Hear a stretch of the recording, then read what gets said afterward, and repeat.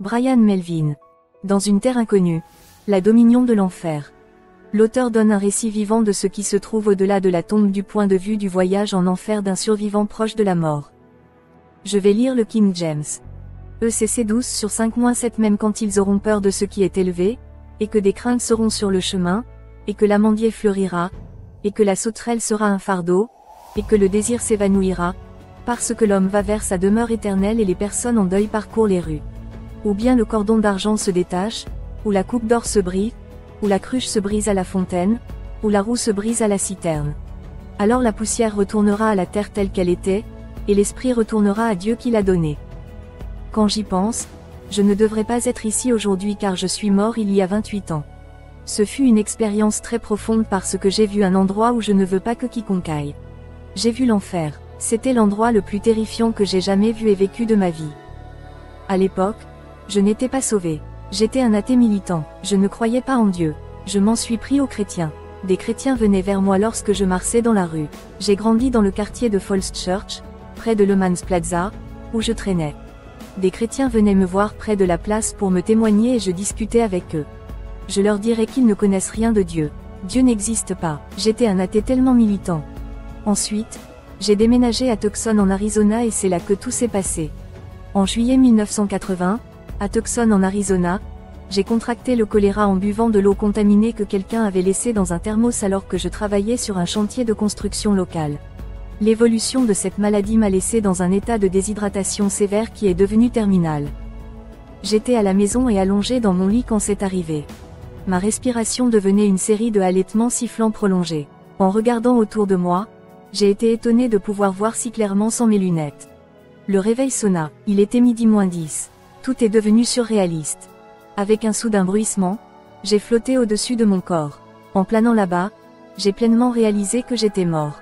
À cette époque, je n'étais pas chrétien et je tombais dans un système de croyances athée naturaliste agnostique. Même si j'ai grandi dans une famille baptiste du Sud-Éman, je ne croyais pas au concept chrétien de Dieu. Je savais très peu de choses sur Jésus, l'au-delà et Dieu. Tout cela allait changer radicalement.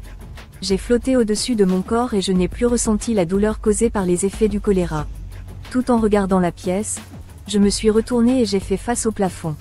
Soudain, je me suis senti dériver à travers les cloisons sèches texturées du plafond et j'ai été plongé dans une obscurité extrêmement paisible.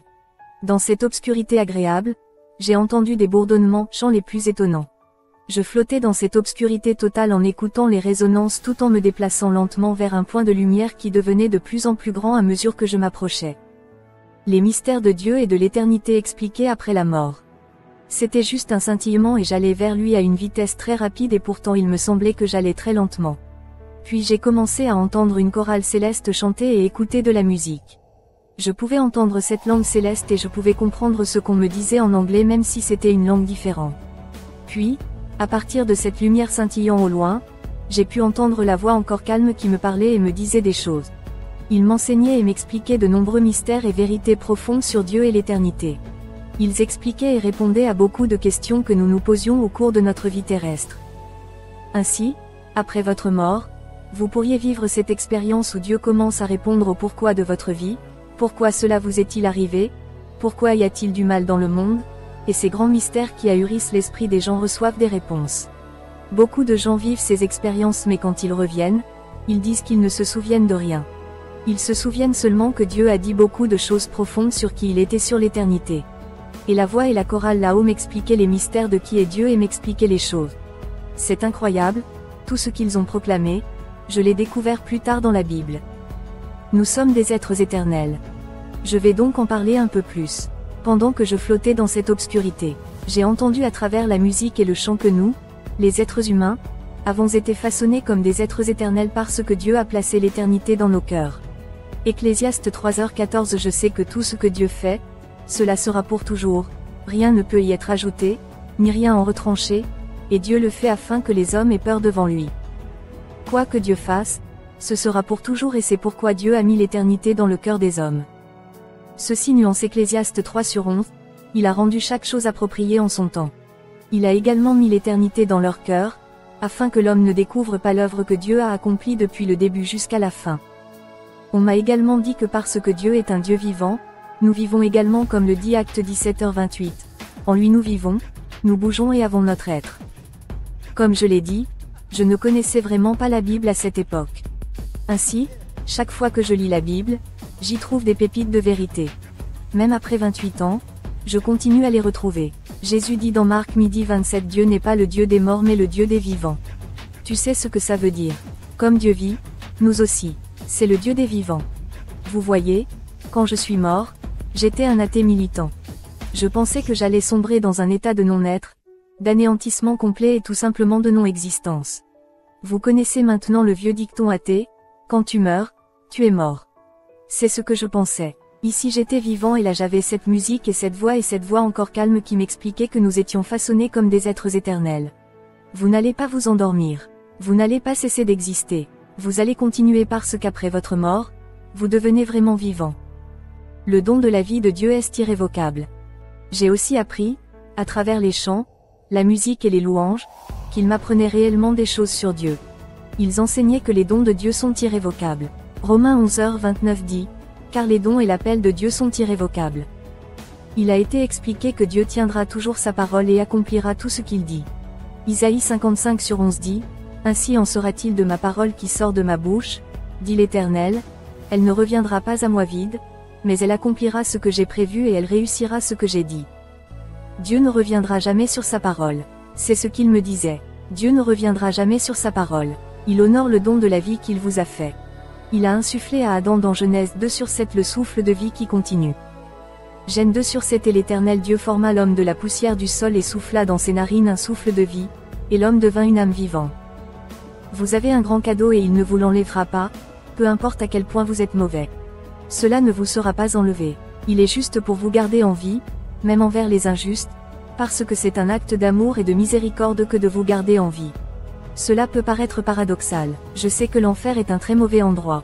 Je pense que ce serait mieux si Dieu nous happait, nous détruisait et nous faisait disparaître pour que nous n'ayons pas à subir tous les tourments de l'enfer. Attendez d'entendre ce que je vais dire avant de dire beaucoup de choses sur l'enfer qui n'ont pas encore été proclamées. Mais Dieu m'a fait comprendre très clairement qu'il ne retirerait pas ce don de la vie. Il est juste, il est si juste. L'intégrité de Dieu est l'ordre suprême de toutes choses. Il m'a été prouvé à cette époque que l'intégrité de Dieu est l'ordre suprême de toutes choses telles qu'elles sont. Son intégrité est expliquée dans la Bible dans Deutéronome 32/4.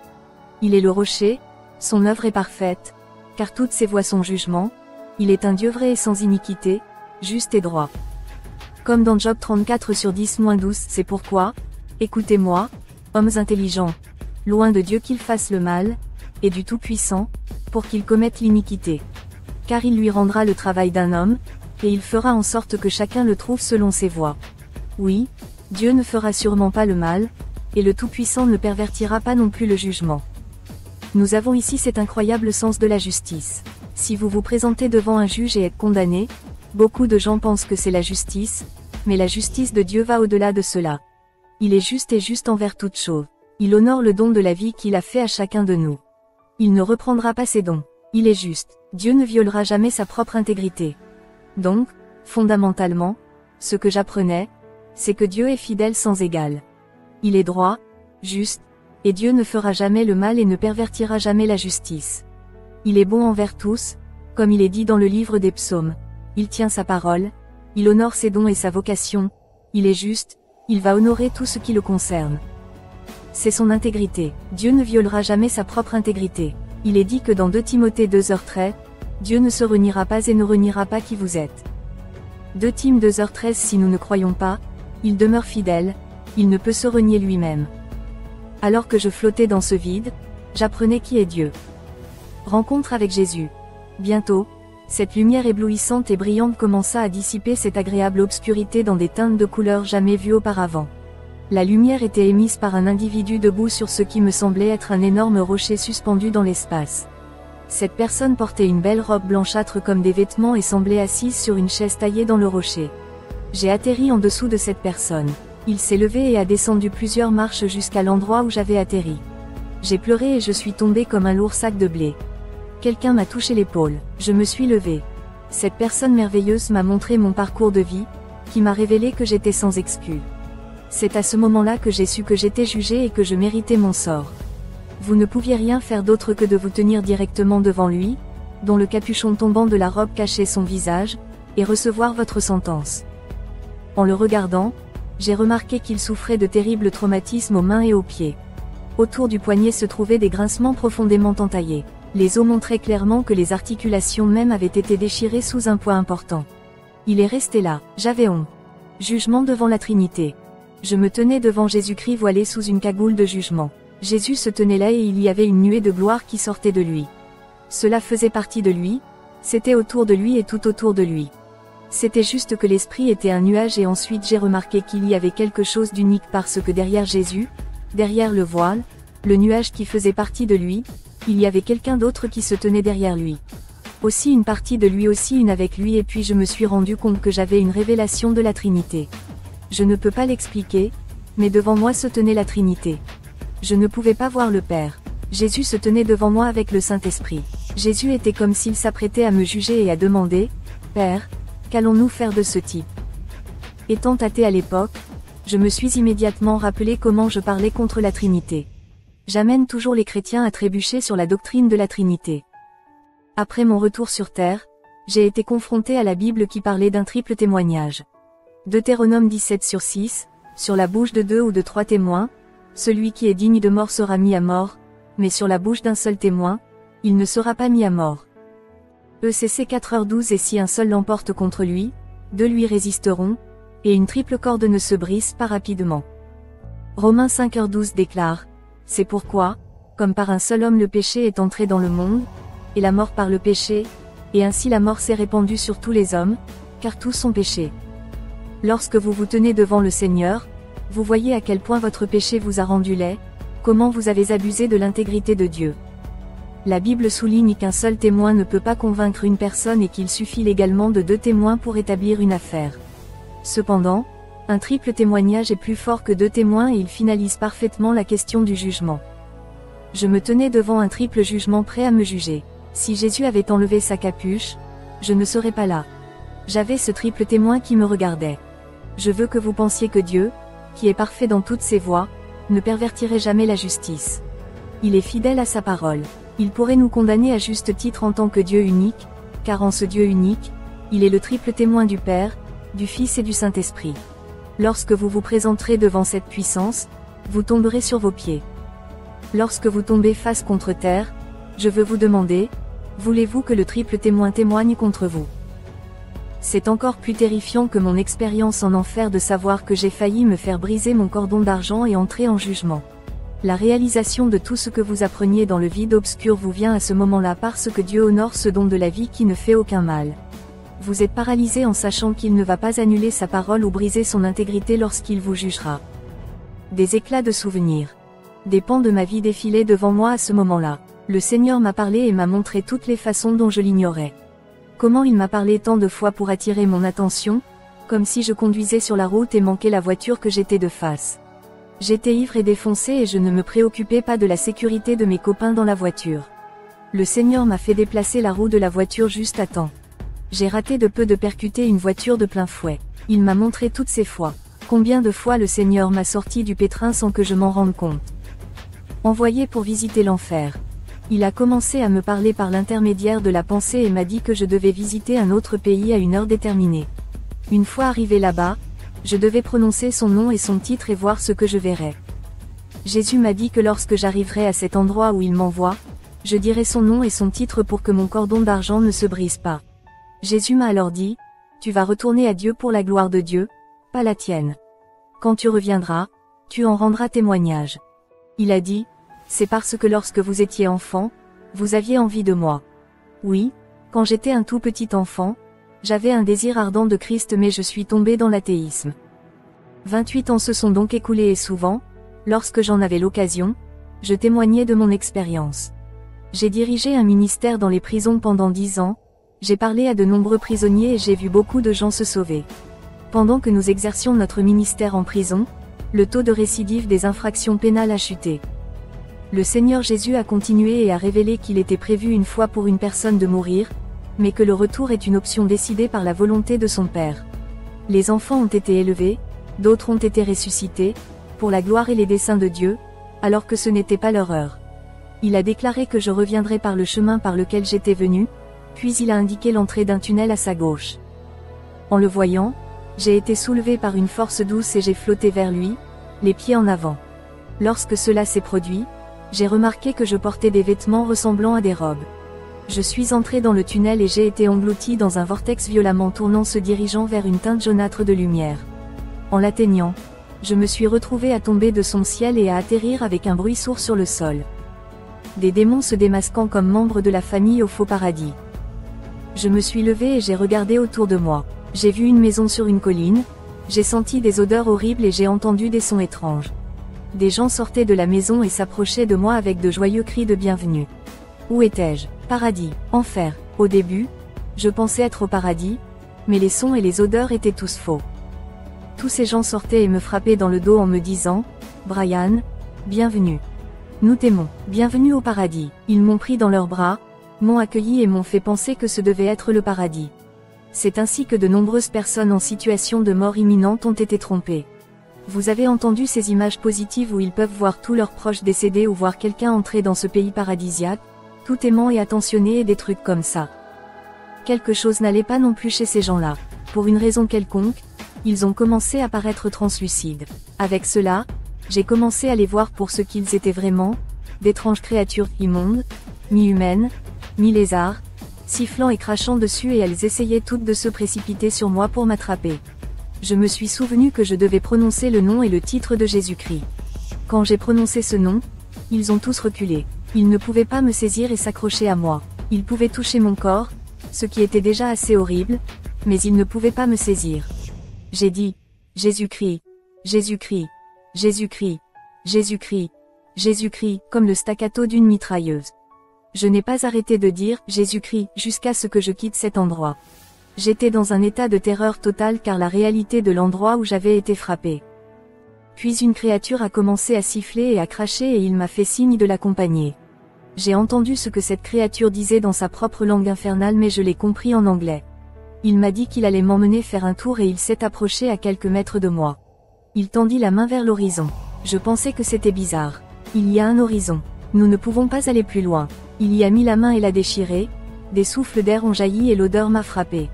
J'ai vu une route poussiéreuse. Je suis sorti dessus. C'est une route large et large comme un puits d'espace vide. Jésus parle d'une voie large comme d'une voie de destruction. Chaque fois que je lis cela dans la Bible, je pense à cet endroit parce que c'était à ça que ça ressemblait, un endroit sans eau, sec, chaud et poussiéreux. Certaines roches étaient brûlantes, tout comme le feu. La chaleur était si forte qu'on avait l'impression que vos orbites allaient fondre hors de votre tête. Vous n'imaginez pas à quel point vous avez soif. Les 5 paragraphes suivants sont une citation directe du livre, à Land Unknown, Hell's Dominion, chapitre 7, utilisé avec la permission de l'auteur. Vide circulaire empilement de cubes. J'ai suivi la créature de rang et j'ai immédiatement émergé de l'autre côté de l'horizon. Une vaste étendue de terre sale, plate et aride descendait doucement, trahissant une spirale circulaire sans fin de misère. Sur le côté gauche du niveau enroulé se trouvaient des rangées et des rangées de cubes avec d'autres cubes en colonne de hauteur, formant un mur de cloison de 10 pieds sur 10 reflétant les événements affichés à l'intérieur. Chaque cube était empilé sur 6 hauteurs, gâchant le mur de chaque niveau en spirale ascendant et descendant comme un miroir sale. La vaste étendue était une route. Des entités étranges voyageaient dessus. Cette large route poussiéreuse se terminait par un vide circulaire, mettant en valeur le centre de ce domaine infernal. Les cubes semblaient entourés de fines parois ressemblant à de la gélatine, teintées de fumée. Chaque cube semblait mesurer environ 10 pieds sur 10 pieds carrés. Vous pouviez voir à l'intérieur mais pas à l'extérieur. Dans chaque chambre résidait une personne individuelle, piégée, incapable de s'échapper comme moi. En regardant à travers le mur déchiré du cube dont je venais de sortir, la maison et l'arbre à l'intérieur m'appelaient de manière obsédante pour revenir. Perplexe, je reculais pour jeter un autre coup d'œil à cette cabine. J'ai été surpris qu'il soit si petit. À l'intérieur, cela semblait si grand. En me retournant, j'ai vu l'entité ressemblant à un lézard à quelques mètres de moi, atteignant ses vilains bras jaunes verdâtres comme pour m'entraîner vers un destin désespéré. Façon boxeur, j'ai bloqué la tentative. Ce démon recula, souriant jusqu'aux oreilles. Fin du devis. Ce que j'ai vu est mieux décrit dans la Sainte Bible dans Ézéchiel 32 sur 17-32. Ce chapitre décrit l'enfer comme une fosse funéraire circulaire où les morts sont enterrés dans les murs d'une fosse conformément à leurs actes. Chaque individu est placé dans une chambre décrite symboliquement comme une chambre à coucher, Ézéchiel 32 sur 24-25, où le résident se repose sans relâche et est récompensé pour ses actes. Notez le contexte d'Ézéchiel 32 sur 30, accompli sur terre. Isi 32 sur 17. La 12e année, le 15e jour du mois, la parole de l'Éternel me fut adressée, disant, S 32 sur 18. Fils de l'homme, j'ai mis sur la multitude de l'Égypte, et jette-les en bas, elle et les filles des nations célèbres, dans les profondeurs de la terre, avec ceux qui descendent dans la fosse. S 32 sur 19. Qui surpasses-tu en beauté? Descends et couche-toi avec les incirconcis. S 32 sur 20. Ils tomberont au milieu de ceux qui seront tués par l'épée, elle est livrée à l'épée, tirez-la ainsi que toutes ces multitudes. S 32 sur 21. Du milieu de l'enfer, les forts parmi les puissants lui parleront avec ceux qui l'aident. Ils sont descendus, ils gisent incirconcis, tués par l'épée. S 32 sur 22. Là est Assur et toute sa troupe, ses tombeaux sont autour de lui, tous tués, tombés par l'épée. S 32 sur 23. Dont les tombeaux sont placés dans les côtés de la fosse, et sa compagnie est autour de son tombeau, tout tué, tombé par l'épée, qui a semé la terreur dans le pays des vivants. Isi 32 sur 24. Il y a Élam et toute sa multitude autour de son sépulcre, tous tués, tombés par l'épée, qui sont descendus incirconcis dans les parties inférieures de la terre, ce qui a causé leur terreur dans le pays des vivants, mais ils ont porté leur honte avec ceux qui descendent dans la fosse. S 32 sur 25. Ils lui ont mis un lit au milieu des tués avec toute sa multitude, ses tombeaux sont tout autour de lui, tous incirconcis, tués par l'épée, bien que leur terreur ait été causée dans le pays des vivants, mais ils ont porté leur honte avec ceux qui descendent dans la fosse, il est mis au milieu de ceux qui sont tués. S 32 sur 26. Là sont Méchec, Tubal et toute sa multitude, ses sépulcres l'entourent, tous incirconcis, tués par l'épée, bien qu'ils aient semé la terreur dans le pays des vivants. Isi 32 sur 27. Et ils ne coucheront pas avec les puissants incirconcis tombés, qui sont descendus en enfer avec leurs armes de guerre, et ils ont mis leurs épées sous leurs têtes, mais leurs iniquités seront sur leurs os, bien qu'ils fussent la terreur des puissants au pays des vivants. S 32 sur 28. Oui, tu seras brisé au milieu des incirconcis, et tu coucheras avec ceux qui sont tués par l'épée. Isi 32 sur 29. Voici Édom, ses rois et tous ses princes, qui sont couchés de toute leur force contre ceux qui ont été tués par l'épée, ils coucheront avec les incirconcis et avec ceux qui descendent dans la fosse. S 32 sur 30. Il y a tous les princes du nord, et tous les Sidoniens, qui sont descendus avec les tués, avec leur terreur, ils ont honte de leur puissance, et ils couchent incirconcis avec ceux qui sont tués par l'épée, et portent leur honte avec ceux qui descendent dans la fosse. S 32 sur 31. Pharaon les verra, et sera consolé sur toute sa multitude, même Pharaon et toute son armée tués par l'épée, dit le Seigneur, l'Éternel. S 32 sur 32. Car j'ai semé ma terreur au pays des vivants, et il sera déposé au milieu des incirconcis avec ceux qui ont été tués par l'épée, même Pharaon et toute sa multitude, dit le Seigneur, l'Éternel. Des années plus tard, j'ai découvert que la Bible déclare qu'en enfer il y a des chambres de mort, comme mentionné dans Proverbe 7h27. Sa maison est le chemin de l'enfer, qui descend vers les chambres de mort. Écoute ça, Ésaïe 24h22. Et ils seront rassemblés, comme les prisonniers sont rassemblés dans la fosse, et seront enfermés dans la prison, et après plusieurs jours, ils seront visités. Certaines traductions disent punis. Wow! Cela correspond à ce qui se passe dans Apocalypse 20h14. Et la mort et l'enfer ont été jetés dans les temps de feu. C'est le second décès. En rassemblant les deux versets, après plusieurs jours, les prisonniers sont visités, Ésaïe 24h22, et jetés dans les temps de feu, Apocalypse 20h14. Illusion dans les cubes. À l'intérieur de chaque cube, j'ai aperçu des individus à différents stades d'ennui, d'angoisse et de tourments hideux et divers. Des entités macabres se trouvaient à l'intérieur de ces cubes, donnant des illusions de personnes, de lieux et de choses à chaque âme piégée, reproduisant les scènes de la vie de chaque personne. J'ai également voyagé entre ces cubes et d'autres cubes qui se trouvaient derrière au fur et à mesure que le voyage se poursuivait. La créature devant moi a recommencé à me parler avec un langage si grossier et des injures que je ne peux pas enregistrer ce qu'elle a vraiment dit pour vous. J'ai commencé à comprendre son discours et j'ai pu distinguer le thème général qu'il parlait de ses jurons. Il a alors commencé à me faire visiter ce domaine. Du mur de la cabine se trouvait une grande plaine ou route poussiéreuse. Des êtres laids et beaux erraient en meute perdus dans cette plaine. Pendant la durée de mon séjour, plusieurs de ces entités ont tenté d'engager une conversation avec moi. J'étais trop terrifié pour répondre, mais je n'ai prononcé que les mots « Jésus-Christ » sans arrêt. L'horrible créature devant moi m'a fait faire un tour infernal de cet endroit. Nous sommes descendus jusqu'aux niveaux inférieurs de la route en spirale et avons observé ce qui se passait à l'intérieur des cubes pour chaque âme perdue que nous croisions. Ce voyage infernal semblait durer une éternité. Je voulais tellement me réveiller, mais je ne pouvais pas. Pour plus de détails, veuillez consulter le livre de l'auteur, A Land Unknown, Hell's Dominion, publié par Xulon Press. Chaque âme piégée récoltait pleinement tout ce qu'elle avait semé au cours de sa vie. Beaucoup sont entrés dans cette fosse et dans les cubes au moyen de vortex en rotation.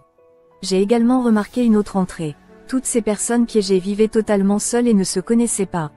La seule chose dont chacun était conscient, c'était les créatures résidant avec eux et les scènes qui se déroulaient dans leur propre demeure cauchemardesque carrée. Je dirais que chaque personne... Shalom, shalom mes bien-aimés, soyez richement bénis. Que la grâce de Dieu soit avec vous. Je suis votre frère Israël de la chaîne Jésus Seul Médiateur TV. Maintenant, je vous informe à partir d'aujourd'hui que, à compter de maintenant, que nous allons changer le nom de la chaîne. Voilà, elle a passé de Jésus Seul Médiateur TV à Église Baptiste Ciel de Gloire. Donc quand vous allez voir Ciel de Gloire, ne soyez pas étonnés, c'est toujours votre frère Israël qui gère toujours la chaîne, qui gère toujours la même chaîne Jésus Seul Médiateur TV. Voilà, seulement que c'est le nom qui change. Le nom qui change, nous allons prendre maintenant le nom du ministère pour mettre sur la chaîne. Selon que le Seigneur nous a permis, nous l'a demandé, nous l'a mis à cœur. Voilà, donc soyez richement bénis. Vous allez voir à chaque fois Ciel de gloire, ciel de gloire, ciel de gloire, ciel de gloire, ciel de gloire, ciel de gloire. Parce que notre but, c'est de conduire les âmes au ciel. Notre but, c'est d'envoyer les âmes au ciel. Nous avons pour la vision d'envoyer les âmes au ciel. La vision de propager la gloire de Dieu par toutes sortes de miracles, des prodiges, des signes. Donc, ciel de gloire. Le ciel de gloire. Notre but, c'est qu'un jour, nous soyons au ciel de la gloire du grand Dieu. Donc, soyez richement bénis. Donc, Jésus, seul médiateur, laisse la place à l'église baptiste ciel de gloire. Donc, je suis très content. Donc, c'était ce petit message-là que j'ai voulu vous donner. Que Dieu vous bénisse abondamment, abondamment. Et shalom, shalom, shalom, shalom, shalom, shalom, shalom, shalom.